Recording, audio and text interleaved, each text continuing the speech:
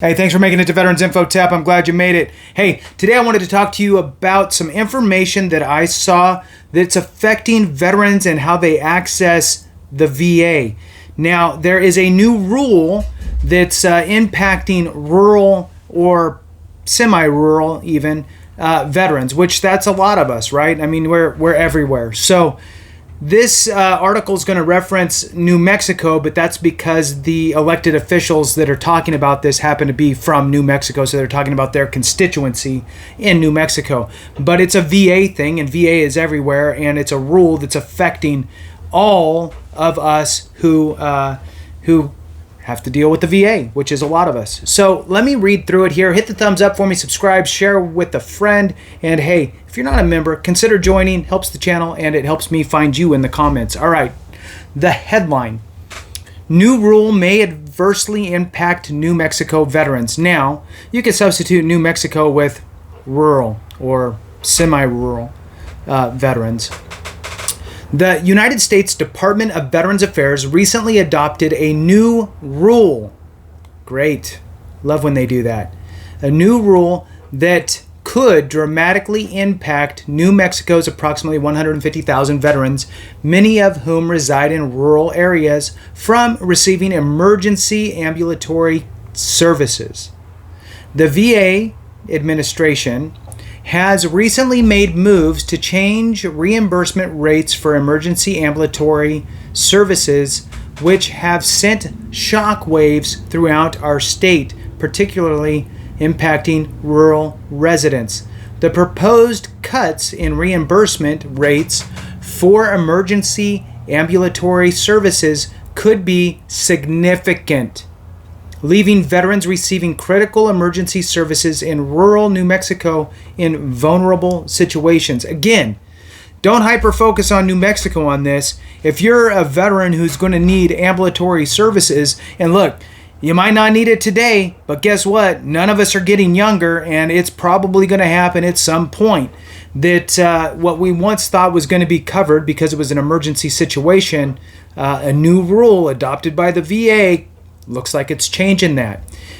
So they're talking about the rural veterans in this situation because that trip's much longer, and it's kind of like a cost by mile situation. So moving on. Currently, our veterans still have access to emergency ambulatory services, but that could change if a new VA rule is implemented as scheduled early next year. Did you know about this? Of course you didn't know. Of course you didn't know. Because nobody cares except for us, right? So we need to take care of each other and start making some damn phone calls. But that could change if a new VA rule is implemented as scheduled early next year. That's around the corner. This change could result in an exorbitant out-of-pocket expense, placing veterans, you think things are tight already, take a trip to the hospital. I was hit on a motorcycle on the freeway. Somebody hit me. Long story. I got a ride to the hospital, and my emergency room visit and my hospital ride for 8 staples. I got 8 staples in the knee, and it was like $20-something thousand between the couple hours I was in the emergency room getting 8 staples in my knee and my ride there. So we're talking thousands of dollars, which most of us don't we don't have that. This change could result, again, in an exorbitant out-of-pocket expense, placing veterans in financial peril. As a community, we owe them better than that, no kidding. And it is our duty to ensure they receive the necessary healthcare services they need. Look, you're not taking an ambulance ride just for the heck of it. It's an emergency situation. If you could get there another way, you probably would. It's not the most fun ride in the world. This change could also impact how ambulatory services are provided for rural New Mexico in general. If this rule goes into effect, many of the providers will no longer find it cost-effective to operate in rural communities, limiting ambulatory services for everyone. Right, it's a trickle effect, right? So you start doing this to veterans, and then it trickles out to the others as well, is what they're basically saying. I am calling on our elected members of Congress to work with the Veterans Affairs officials to delay this rule to ensure that veterans in an emergency situation can be transported to the nearest healthcare facility. Our rural communities depend on reliable access to emergency ambulatory services, and our veterans have selflessly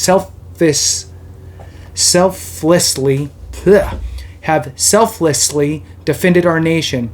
It is our shared responsibility to guarantee the well-being of those who have sacrificed so much for our country. Rural New Mexico, and again, this is talking about New Mexico, but this is just the person that's throwing it out there so the rest of us can know what's going on. Now we got to take the torch, right? So rural New Mexico faces numerous hardships, including limited health care infrastructure and transportation challenges.